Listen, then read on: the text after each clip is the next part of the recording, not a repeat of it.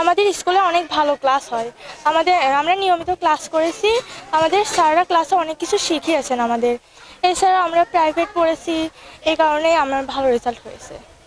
রেজাল্টের বর্ণনা যদি দিতে, আসলে কোন সাবজেক্টে কি কোন এটা যদি বলতে, কত আমার পেয়েছো? 2টা সাবজেক্টে প্লাস আসেনি।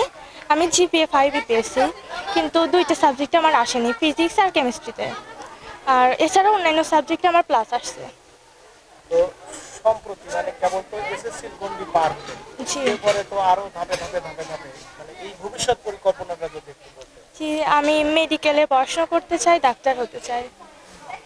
আমার ভবিষ্যতে এটাই এখন ভাবছি। এই অনুযায়ী আমি পড়াশোনা করব ভবিষ্যতে।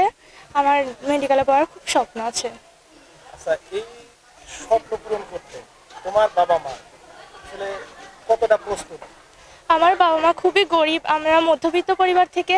আমার বাবা একজন দিনমজুর, আমার মা বাড়িতে কাজ করে। এখন আমার রেজাল্ট থেকে তারা খুবই খুশি। তারা আমার স্বপ্ন পূরণে খুবই উদ্যোগী। মানে এখন তারা বলছে, তোমার যেরকমই ইচ্ছা তুমি পড়াশোনা করো, আমরা যেভাবেই হোক টাকা জোগাড় করবো, তোমার পড়াশোনা করাবো। তারা খুবই খুশি হয়েছে। ওকে, ধন্যবাদ।